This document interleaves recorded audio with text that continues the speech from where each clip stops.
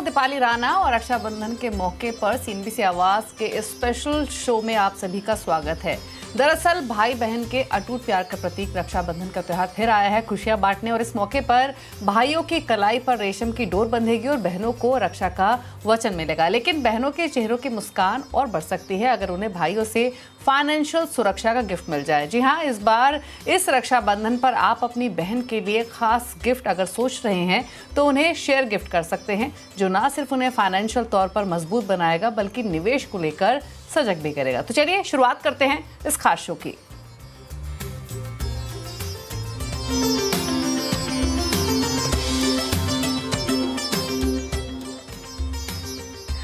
और इस खास शो में हमारे साथ हैं जियोजित इन्वेस्टमेंट के गौरांग शाह, मार्केट माइंड के मयूरेश जोशी हमारे साथ मौजूद हैं, मार्केट एक्सपर्ट सुदीप बंदोपाध्याय हमारे साथ बने हुए हैं। आप सभी का स्वागत है इस शो में। और गौरांग जी, पहले तो ये बताइए, इनफैक्ट रक्षाबंधन की ढेर सारी शुभकामनाएं आपको। कितना सही ये तरीका है इस रक्षाबंधन के मौके पर भाइयाँ कुछ गिफ्ट्स देते हैं, एनवलप भी देते हैं शगुन के तौर पर क्यों ना ये सब जो ट्रेडिशनल ट्रेंड्स हैं इनको छोड़कर शेयरों का गिफ्ट किया जाए अपनी सिस्टर्स को। आप क्या मानते हैं इसे लेकर? वाली जी, पहले तो मेरे ख्याल से काफी लंबे समय बाद आपसे बातचीत हो रही है, काफी अच्छा लग रहा है। लंबे समय बाद आपसे बातचीत मैं कर रहा हूँ। सीएनबीसी आवाज के सभी दर्शकों को, आपको, सुदीप भाई को, मयूरेश भाई को और सीएनबीसी आवाज की पूरी टीम को रक्षाबंधन की ढेर सारी शुभकामनाएं हमारे तरफ से। और एक प्रथा थी दीपाली जी, जब मिठाई और कैडबरीज चॉकलेट से इस त्योहार को मनाया जाता था। लेकिन कुछ सालों में जो मैंने देखा है वो बहुत बड़ा परिवर्तन हो रहा है। और वित्तीय अनुशासन मेरे ख्याल से किसी भी प्रकार के रिश्ते में रखना और सक्षम रूप से उसको बनाए रखना एक बहुत ही अनिवार्य चीज है। और अगर भाई अपनी बहन को शेयर बाजार से जुड़े हुए कुछ सक्षम और मजबूत कंपनियों का उपहार देते तो मेरे ख्याल से इससे बेहतरीन उपहार हो नहीं सकता है। तो और धागा है, लेकिन ये जो धागा है ये रिश्तों को बांध करके रखता है उम्र भर के लिए। तो मैं उम्मीद करता हूं कि इस प्रकार का बदलाव आने वाले सालों में और भी आए। बिल्कुल। सुदीप जी, आपको भी रक्षाबंधन की ढेर सारी शुभकामनाएं। आपने भी इस तरीके का चलन शिफ्ट होते हुए देखा क्या? और दूसरी तरफ इन केस अगर भाई फाइनेंशियल इंस्ट्रूमेंट्स, टूल्स गिफ्ट नहीं भी करते हैं तो आमतौर पे हमारे यहाँ शगुन का एनवलप ज़रूर दिया जाता है। क्या यहाँ पर जो बहनें हैं वो उस एनवलप को या फिर उस रकम को जो एक गिफ्ट के तौर पे दी जा रही है उसका इस्तेमाल करें इन्वेस्टमेंट करने के लिए? क्योंकि साल भर बहुत सारे ऐसे मौके मिलते हैं जब बहनों को गिफ्ट्स मिलते हैं अपने भाई की तरफ से एनवलप के तौर पे। क्यों ना उस रकम को इन्वेस्ट किया जाए और ऐसी ही छोटी छोटी सेविंग्स आपको लॉन्ग टर्म में फाइनेंशियल इंडिपेंडेंस लैंड कर सकती हैं।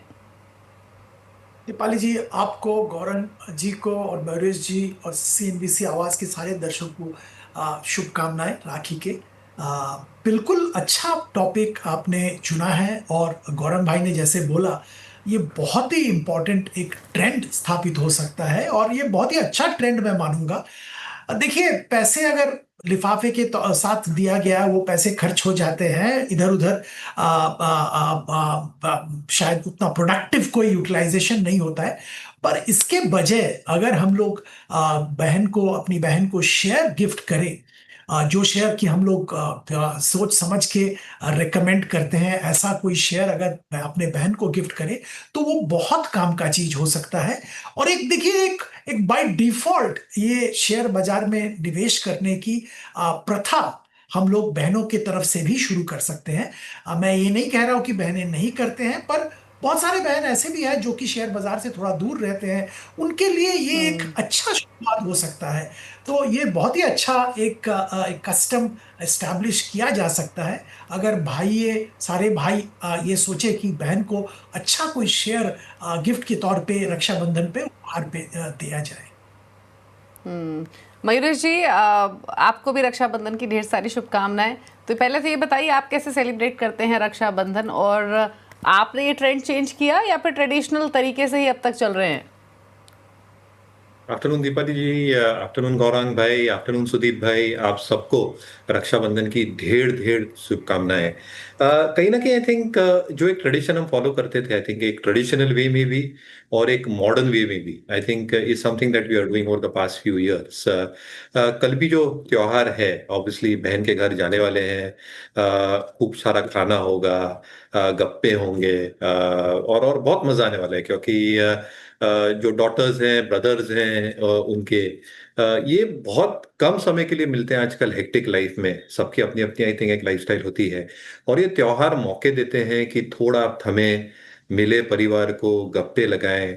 और इसलिए मुझे लगता है कि ये बहुत इम्पोर्टेंट है ट्रेडिशनली, और एक टेक्नोलॉजिकल ड्रिवन वर्ल्ड में भी कैसे आप अपने रिलेशंस को मेंटेन करते हैं और कैसे अपने कल्चर को आगे लेके जाते हैं। Eight the same time I think जो इन्वेस्टमेंट गौरांग जी, सुदीप भाई ने कहा है, आई थिंक मैं बिल्कुल सहमत हूँ। I think financial planning is something ना सिर्फ बहनों के लिए, आई थिंक बच्चों से भी शुरुआत होनी चाहिए। और इसलिए जब हम मिलते हैं, आधा घंटा हम बच्चों को लेके साथ बैठते हैं और उनको बेसिक्स ऑफ फाइनेंस भी सिखाने की कोशिश करते हैं। ओके ये इंटरेस्टिंग है इनफैक्ट कि बच्चों को भी बेसिक ऑफ फाइनेंस सिखाना बहुत ज़रूरी है, और ये एक ऐसी हैबिट है, एक ऐसी नॉलेज है जो कि स्टेप बाय स्टेप डेवलप होती है, और बचपन से अगर एनकरेज की जाए तो डेफिनेटली कमेंडेबल है। लेकिन चलिए, अगर इस रक्षाबंधन, अब तक इनफैक्ट जो भी रक्षाबंधन बीते हैं, आपने अपनी बहनों को स्टॉक्स गिफ्ट नहीं किए हैं, तो देर ना करें, इस रक्षाबंधन से शुरुआत करें। और कौन से स्टॉक्स आप गिफ्ट कर सकते हैं, ये मदद करेंगे हमारे तीनों ही एक्सपर्ट्स। तो गौरांग जी बताइए, पहला स्टॉक आपकी तरफ से क्या रहेगा एज अ राखी गिफ्ट? एक छोटा सा डिस्क्लोजर दे देता हूं उसके पहले 15 सेकंड में, कि जो भी निवेश लायक रणनीति आज के कार्यक्रम में हम रखेंगे आपके सामने, ये हमारी रिसर्च टीम की तरफ से है।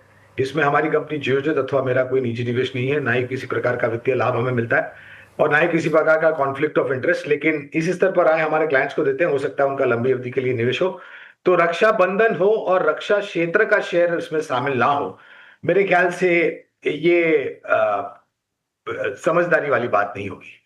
इसी तर्क को ध्यान में रखते हुए पहला विकल्प BEL, भारत इलेक्ट्रॉनिक्स लिमिटेड, काफी अच्छे नतीजे, मजबूत ऑर्डर बुक, स्थानीय मार्केट में तो ऑर्डर मिल ही रहे हैं, एक्सपोर्ट मार्केट एक बहुत बड़ी मेरे ख्याल से अपॉर्चुनिटी के रूप में उभर करके आ सकती, खास करके ऑपरेशन सिंदूर के बाद जिस तरीके से हमारे भारत देश, हमारे नौजवानों ने, हमारे सिपाहियों ने, हमारे रक्षा स्थलों ने जिस प्रकार से कर्तव्य दिखाया है और कर्तव्य दिखाए हैं, ऑर्डर एक्सपोर्ट ऑर्डर्स को लेकर के आने की बहुत बड़ी अपॉर्चुनिटी लग रही है, और नतीजों को लेकर के सुधार ऑर्डर बुक के एग्जीक्यूट के द्वारा। बहुत ही साधारण सा लक्ष्य करीबन 440 के पार के रखे हैं लंबी अवधि के लिए। ओके तो इंटरेस्टिंग है, डिफेंस क्षेत्र का स्टॉक चुना है रक्षाबंधन के मौके पर गौरांग ने, जो गिफ्ट कर सकते हैं भारत इलेक्ट्रॉनिक्स 440 प्लस के टारगेट्स के लिए। अच्छा सुदीप जी, आप बताइए, आप की लिस्ट में पहला स्टॉक कौन सा है जिसे गिफ्ट किया जा सकता है, और जो फाइनेंशियल फ्रीडम तो दे ही लेकिन प्रोटेक्शन भी लेंड करे? देखिए, जो शेयर्स की मैं जिक्र करूंगा वो सारे लार्ज कैप क्षेत्र से हैं और एस्टैब्लिश्ड कंपनीज हैं, क्योंकि मैं ये मानता हूं कि मैं बहन को ऐसा शेयर प्रेजेंट करूं जो कि सेफ, साउंड और एक मजबूत कंपनी हो with a large track record. तो पहला शेयर जिसका मैं जिक्र करूंगा वो अपने क्षेत्र का दिग्गज कंपनी लार्सन टुब्रो। मैं मानता हूं कि आज के दिन में जो स्थिति बन रही है दुनिया भर में, ट्रेड वॉर और बाकी सारे समस्या लेके, उसमें ये एक बहुत बेहतरीन स्टॉक हो सकता है, क्योंकि पहली बात ये है कि ज्यादातर इनका एक्सपोजर इंडिया और मिडिल ईस्ट में है, और ये दोनों क्षेत्रों में इंफ्रास्ट्रक्चर पे जबरदस्त काम चल रहा है, और लार्सन टुब्रो को भी भर भर के ऑर्डर्स मिल रहे हैं। इनका ऑर्डर बुक एक रिकॉर्ड लेवल पे पहुंच गया है, और मैं ये मानता हूं कि आने वाले दिनों में और भी ऑर्डर्स मिलते रहेंगे। दिग्गज कंस्ट्रक्शन प्लेयर है इंडिया में और मिडिल ईस्ट में। दूसरी बात है, इनका जो इंटरनेशनल ऑर्डर बुक वो एक 50% के आसपास पहुंच गया है, और ये मार्जिन यहाँ पे ज्यादा है, तो ओवरऑल मार्जिन प्रोफाइल भी कंपनी का इंप्रूव हो रहा है। एग्जीक्यूशन में भी कंपनी का बहुत ज्यादा ध्यान है, बहुत अच्छा एग्जीक्यूशन का कामकाज चल रहा है, और मैं ये मानता हूं कि आने वाले दिनों में भी एग्जीक्यूशन में और भी सुधार आएगा। जो अनरिलेटेड डाइवर्सिफिकेशन है वहां से निकल गए हैं, वर्किंग कैपिटल मैनेजमेंट इंप्रूव हो गया है।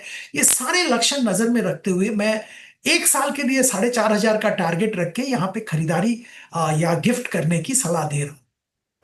ओके तो LNT है सुदीप जी की पसंद, 4,500 के लक्ष्य के लिए इसे खरीदा जा सकता है, गिफ्ट किया जा सकता है। और इनफैक्ट मयूरेश, जिस तरीके का मार्केट का मूड माहौल है, ट्रम्प कभी भी उठकर कुछ भी स्टेटमेंट दे देते हैं, कोई भी डिसीजन ले लेते हैं, मार्केट में थोड़ी सी नर्वसनेस आ जाती है, थोड़ा सा एक कॉशियसनेस तो डेफिनेटली आती है ही। तो ऐसे में उन स्टॉक्स का चुनाव करना जो इस तरीके के एनवायरनमेंट में थोड़ा सा प्रोटेक्शन लेंड करें, थोड़ा सा संतुलन मानसिक बना रहे, उस हिसाब से आपने कौन सा पहला स्टॉक पिक किया है?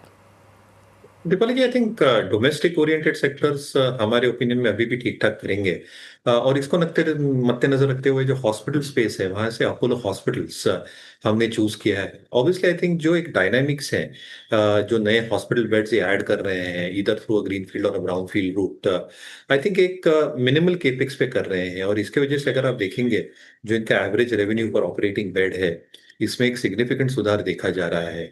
स्पेसिफिकली उनके जो की सेंटर्स हैं, तमिलनाडु हुआ, हैदराबाद हुआ, यहाँ पे आई थिंक एक सिग्निफिकेंट अमाउंट ऑफ ग्रोथ देखी जा रही है, and specifically reflected to the आरपॉप। जहाँ तक फार्मेसी बिजनेस का सवाल रहा है, मुझे लगता है आई थिंक जो मच्योर्ड स्टोर्स है फार्मेसी में, I think they are showing good amount of resilience margin के हिसाब से। और आगे जाते वक्त भी pharmacy will report decent set of numbers. Obviously जो अधिग्रहण कर रहे हैं, जो मर्जर, जो डीमर्जर एस्पेक्ट्स हम देख रहे हैं इधर फॉर द फार्मेसी बिजनेस, और the acquisition that they have done with the medical distributor, कहीं ना कहीं I think steps in the right direction है। और again I think in terms of return ratios, जो बैलेंस शीट स्ट्रेंथ है, इससे मुझे एक कॉन्फिडेंस आ रहा है कि जो अर्निंग्स ट्रेजेक्टरी रहेगी हॉस्पिटल जनरली, और अपोलो हॉस्पिटल जो एक बहुत बड़ा दिग्गज है ये स्पेस में, वो शायद कंटिन्यू हो सकता है। तो ये हमारे वॉच लिस्ट पे जरूर है। यहाँ पे हम 18% की अपसाइड देख रहे हैं। ओके, तो अपोलो हॉस्पिटल्स यहाँ पर बाय करने की सलाह है और 18-20% के रिटर्न्स के लिए डेफिनेटली स्टॉक को देखा जा सकता है। गौरांग जी बताइए, भारत इलेक्ट्रॉनिक्स के बाद दूसरी पिक या गिफ्ट क्या रहेगा आपकी तरफ से?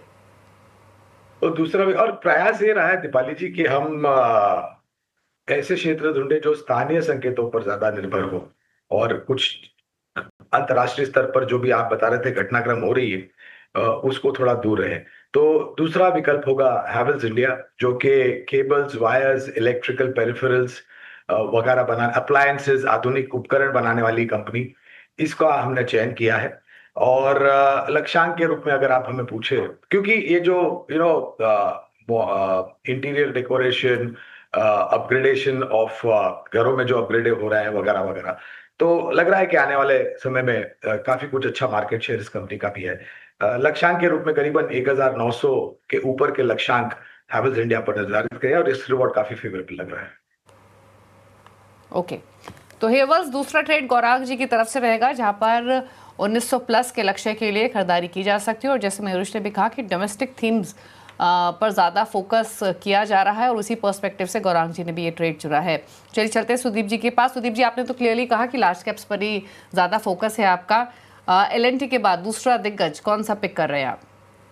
देखिए, ये भी अपने क्षेत्र का और इंडिया का मार्केट का एक बहुत ही दिग्गज शेयर है। रिलायंस इंडस्ट्रीज का मैं जिक्र कर रहा हूँ। सबसे बड़ी बात यहाँ पे ये है कि अगर किसी को लॉन्ग टर्म के लिए कुछ शेयर गिफ्ट करना है, तो मुझे लगता है रिलायंस जरूर गिफ्ट करना चाहिए। जो इनके नए बिजनेसेस हैं, जैसे मैं ये शो के पहले देख रहा था कि उनके तरफ से अनाउंसमेंट आया है, दुनिया का सबसे बड़ा टेलीकॉम ऑपरेटर बन गए हैं नंबर ऑफ सब्सक्राइबर के लिहाज पे। ये बहुत ही अपने आप में एक बहुत बड़ा अचीवमेंट है। और आरपू बढ़ रहा है कंटिन्यूअसली। हम लोगों को लगता है कि प्रॉफिट एंड लॉस भी कंटिन्यूअसली इंप्रूव होता रहेगा, और बहुत ही जल्दी कहीं ना कहीं वैल्यू अनलॉकिंग की संभावना यहाँ पे जबरदस्त है। दूसरा, इसका नया बिजनेस जो रिटेल, इंडिया का सबसे बड़ा रिटेल प्लेयर ऑलरेडी बन गए हैं, मल्टीपल सेगमेंट्स में काम करते हैं, और ये रिटेल से अभी वैल्यू अनलॉकिंग की संभावना जबरदस्त है बहुत जल्दी। और यहाँ पे इन्होंने रिटेल में से एफएमसीजी बिजनेस को अलग कर रहे हैं। ये एफएमसीजी बिजनेस जो अलग हो रहा है, इसका भी साइज आज के दिन में करीब लगभग डाबर के आसपास, डाबर का जितना बिजनेस है उसके आसपास पहुंच गया है। तो एक अपने आप में एक बहुत बड़ा एफएमसीजी कंपनी यहां से निकल रहा है। यहाँ पे भी वैल्यू अनलॉकिंग, वैल्यू डिस्कवरी चालू हो जाएगा। इसके साथ साथ नए एनर्जी में भी कामकाज अच्छा चल रहा है, प्रोडक्ट्स लॉन्च होने लग गए हैं, यहाँ पे भी जरूर वैल्यू डिस्कवरी, वैल्यू अनलॉकिंग होगा। तो ये सारे नए बिजनेसेस के वैल्यू अनलॉकिंग के जरिए एक शेयर होल्डर्स को बहुत बड़ा एक अपॉर्चुनिटी मिलेगा। एग्जिस्टिंग बिजनेस तो ठीक ठाक O2C ठीक ठाक कामकाज कर रहा है, थोड़ा बहुत ग्लोबल ट्रेंड्स के साथ साथ थोड़ा बहुत प्रेशर रहता है, पर बाय एंड लार्ज अगर आप लंबी अवधि के लिए सोचे तो ये भी एक क्रिटिकल सेगमेंट इकोनॉमी का है, कंट्री का है, और यहाँ पे भी ओवरऑल इनका परफॉर्मेंस ठीक ठाक ही रहा है। तो रिलायंस में 2000 रुपए का टारगेट रख के 1 साल के लिए खरीदारी करें या गिफ्ट करें। ओके, तो 2000 के टारगेट रिलायंस इंडस्ट्रीज के लिए सुदीप जी की तरफ से, और एक डिस्क्लोजर भी दे देते हैं कि CNBC आवाज़ जो चैनल आप देख रहे हैं इसका स्वामित्व रिलायंस इंडस्ट्रीज के हाथों में। डिस्क्लोजर हमारे एंड पर, रिकमेंडेशन सुदीप जी की तरफ से है। लेकिन आगे बढ़ेंगे और मयूर जी के पास चलते हैं। मयूर जी, अपोलो हॉस्पिटल्स के बाद दूसरी थीम आप क्या पिक कर रहे हैं, क्या कन्विक्शन है आपका, क्या व्यू है? नहीं, तो BFSI को भूलना नहीं चाहिए, क्योंकि आई थिंक अगर इंफ्रास्ट्रक्चर ग्रोथ है देश में, जो कैपिटल एक्सपेंडिचर बरकरार रहेगा गवर्नमेंट साइड से भी, जो प्राइवेट केपेक्स वापस आने की हम उम्मीद रख रहे हैं, तो banking stocks should continue doing well. और इसमें जो दिग्गज है ICICI बैंक, हमें लगता है आई थिंक वहां पे एक अच्छा मौका या अपॉर्चुनिटी रह सकती है। ऑब्वियसली आई थिंक जो रेट कट्स का हमने एक सिलसिला देखा है, कहीं ना कहीं आई थिंक वो डिपॉजिट रेट कट्स में देखे गए हैं, और कहीं ना कहीं आई थिंक जो लेंडिंग मैकेनिज्म है वहां पे थोड़ा एक लैग इफेक्ट के साथ देखे जाएंगे। जो निम्स की कॉम्प्रेशन लार्जली देखी गई है, that should largely be done with, और इसलिए मुझे लगता है आई थिंक एक स्टेबिलिटी इन निम्स आना लाजमी है as we begin Q2। At the same time I think जो एडवांसेस ग्रोथ की हम उम्मीद लगाए बैठे हैं, आई थिंक सिग्निफिकेंटली बेटर हो सकती है। Asset quality pressures should not accentuate. इसका मतलब कि I think asset quality pressures बहुत ज्यादा डिटोरिएट बैलेंस शीट पे शायद होने नहीं चाहिए, और इसलिए आई थिंक जो GNPAs नेट NPAs हैं, they should remain relatively stable. जी जी, Provisioning की that is also decent. So ICICI bank आपके नजर। ओके, ICICI बैंक रखे रडार पर। लेकिन SBI पर एक नज़र डालते हैं। अभी नंबर्स आए हैं स्टेट बैंक ऑफ इंडिया के। प्राइमा फेसी जो नंबर्स हैं वो एक्सपेक्टेशन से बेटर दिखाई दे रहे हैं।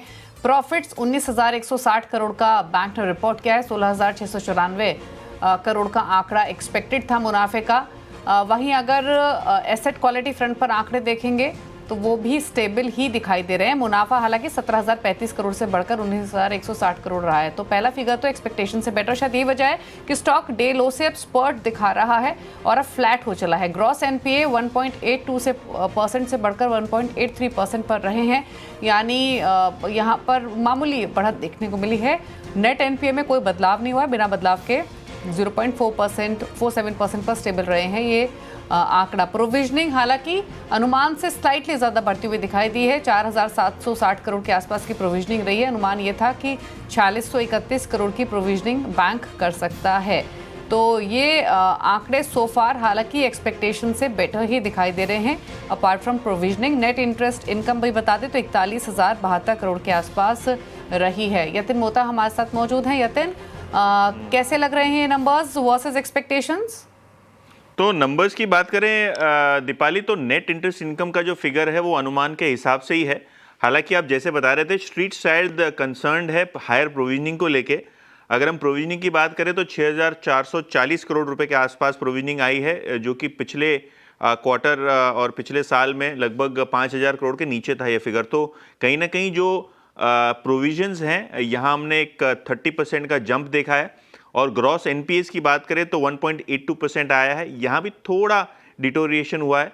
हालांकि नेट NPA लेवल पे 0.47 का लेवल कंपनी ने मेंटेन किया है सिक्वेंशियली। तो एसेट क्वालिटी के फ्रंट पे अगर हम कहें तो result in line with expectations हैं। प्रोविजनिंग बड़ी है जिसके कारण मुनाफे पे असर देखने को मिला है, और नेट इंटरेस्ट इनकम जो है वो इन लाइन विद एक्सपेक्टेशन है। हालांकि जो प्रेजेंटेशन कुछ ही समय में आएगा उसमें स्लिपेजेस का फिगर रहेगा, उसमें नेट इंटरेस्ट मार्जिन्स का फिगर रहेगा।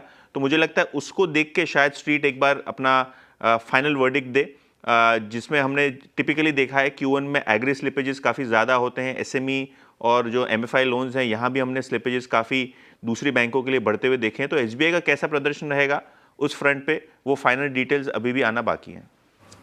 ओके, तो इनफैक्ट स्टॉक जैसे जैसे मुनाफे का, एसेट क्वालिटी का आंकड़ा आया था, रिकवर हुआ था लोअर लेवल से, लेकिन अब वापस अंडर प्रेशर आते हुए 1% नीचे 798 के आसपास ट्रेड कर रहा है। इनफैक्ट हमारे साथ हमारे एक्सपर्ट्स तो मौजूद हैं ही, उनका एक कमेंट ले लेते हैं। गौरांग जी, इनफैक्ट SBI पर आपके कमेंट्स, प्रोविजनिंग का आंकड़ा, नेट इंटरेस्ट इनकम का आंकड़ा एक्सपेक्टेशन से नीचे आया है। शायद ये वजह है कि स्टॉक वापस डेज लो पर आ चुका है।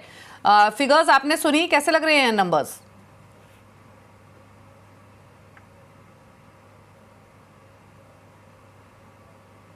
गौरांग जी आप म्यूट पर हैं, प्लीज अनम्यूट करके अपनी बात कहिए।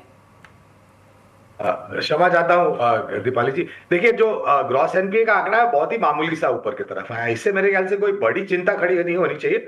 लेकिन दूसरी तरफ जो मुनाफा आया है और मेरे ख्याल से बाकी अन्य जो आंकड़े आए हैं उसको देखते हुए थोड़ा बहुत सुधार हो रहा है। क्योंकि अगर आप देखें कुछ निजी क्षेत्र की बैंक के नतीजे, उसकी तुलना में मेरे ख्याल से एसबीआई के आंकड़े थोड़े बहुत बेहतर लग रहे हैं।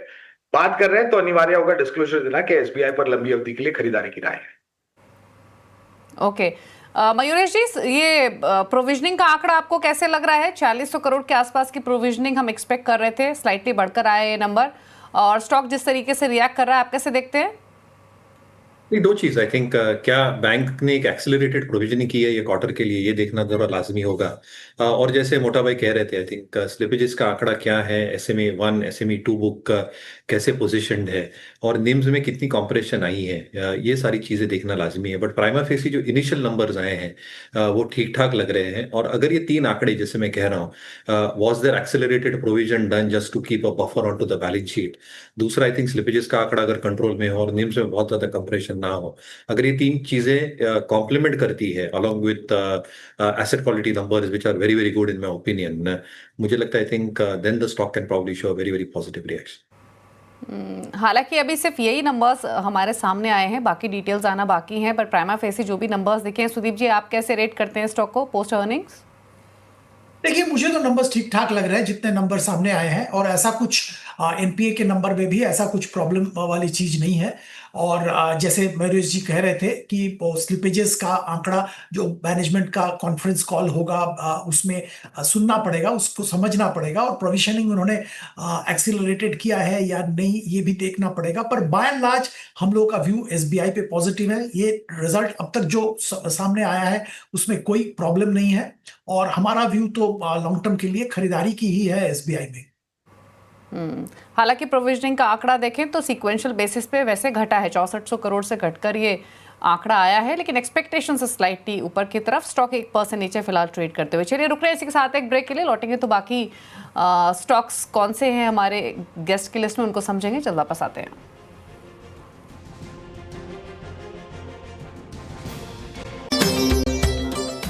ब्रेक के बाद आपका स्वागत है। आप देख रहे हैं सीएनबीसी आवाज स्पेशल, राखी का त्योहार, शेयरों का उपहार, और आपको 6 स्टॉक्स ऑलरेडी ब्रेक में जाने से पहले हमारे तीनों एक्सपर्ट्स ने बताया जो आप एज अ गिफ्ट इस रक्षाबंधन के मौके पर अपनी बहनों को दे सकते हैं। एक एक स्टॉक और बाकी है, वो जानते हैं। हमारे साथ गौरांग शाह, सुदीप बंदोपाध्याय और मयूरेश जोशी बने हुए हैं। गौरांग जी बताइए, तीसरा स्टॉक कौन सा रहेगा आपकी लिस्ट में? तो तीसरा और आखिरी स्टॉक, भाई मयूरेश ने हेल्थ केयर हॉस्पिटल्स की बात की। हमें लग रहा है कि हॉस्पिटैलिटी क्षेत्र भी यहाँ पर ध्यान रखना चाहिए। मुसाफरी होती है दीपाली जी, प्रवास होता है, चाहे छुट्टियों को लेकर के हो, अपने कामकाज को लेकर के हो, व्यवसाय को लेकर के हो, या फिर नौकरी पेशा लेकर के हो। धीरे धीरे करके इस क्षेत्र में सुधार हो रहा है। इस क्षेत्र की एक बहुत ही सक्षम और मजबूत कंपनी है इंडियन होटल्स। यहाँ पर लंबी अवधि के लिए खरीदारी की राय है। बहुत ही साधारण और अनुमानित लक्ष्य करीबन 8,850 के पार का है। शुरुआत कीजिए और धीरे धीरे करके जोड़ते जाए। ओके, इंडियन होटल गौरांग जी की तरफ से तीसरा स्टॉक 850 प्लस टारगेट्स के लिए। सुदीप जी आपकी रिकमेंडेशन? देखिए, बहुत ही जुड़ा हुआ इंफ्रास्ट्रक्चर क्षेत्र के साथ एक सेगमेंट है सीमेंट, और हम लोगों को लगता है कि सीमेंट क्षेत्र में बहुत अच्छा ट्रैक्शन देखने को मिल रहा है, डिमांड बढ़ रहा है, और कॉस्ट कंट्रोल बहुत अच्छा जबरदस्त हुआ है। तो इस इंडस्ट्री का लीडर अल्ट्राटेक, जिन्होंने बेहतरीन काम किया है अपने कॉस्ट पे और अपने मार्जिन्स पे, वहां पे हम रिकमेंड कर रहे हैं। 16,500 का टारगेट एक साल के लिए रख के खरीदारी की सलाह दे रहे हैं। तो अल्ट्राटेक सीमेंट तीसरा लार्ज कैप स्टॉक सुदीप जी की तरफ से 16,500 के लक्ष्य के लिए। मयूरेश जोशी भी हैं हमारे साथ। मयूरेश जी आप कौन सा स्टॉक पिक कर रहे हैं? Hyundai इंडिया, मुझे लगता है आई थिंक जो नए लॉन्चेस हैं इनके I think are being taken up very very well. Pricing ठीक ठाक है, कंपटीशन इंटेंसिटी भले रहे, बट इनकी जो आई थिंक प्रोडक्ट मिक्स है ये काफ़ी अप्रोप्रिएट है। ईवी प्लेटफॉर्म में जो एक्सटर करके इन्होंने एक फेसलिफ्ट लॉन्च किए नहीं, जो क्रेटा है are doing very well, exports are doing reasonably well as well, balance sheet में कैश है, एक्सपैंड कर रहे हैं कैपेसिटी। सारी चीज़ें हैं जो ऑपरेटिंग लेवरेज है क्रिएट कर सकती है, और इसलिए हमें लगता है Hyundai इंडिया एक अच्छा विकल्प हो सकता है। ओके, तो हिंडाई इंडिया है अगला स्टॉक मयूर जी की तरफ से। तो 3 स्टॉक्स हमारे तीनों मेहमानों ने आपको रेकमेंड किए हैं। इस लिस्ट को अपने पास नोट कर लीजिए। इन स्टॉक्स को आप गिफ्ट कर सकते हैं, 1 या फिर 2, वो आपकी चॉइस है, लेकिन ये करें ज़रूर। ट्रेडिशनल गिफ्ट्स की जगह इस तरीके के गिफ्ट अपनी बहनों को इस रक्षाबंधन के मौके पर ज़रूर दें। जो तमाम स्टॉक्स हैं वो आपकी स्क्रीन पर है, नोट कर लीजिए अगर कोई भी स्टॉक आपने मिस किया है तो। थैंक यू मयूरेश जी, सुदीप जी और गौरांग जी आने के लिए शो में। एक बार फिर से आप तीनों को रक्षाबंधन के मौके पर ढेर सारी शुभकामनाएं, साथ ही साथ हमारे व्यूअर्स को भी हैप्पी रक्षाबंधन। नमस्कार।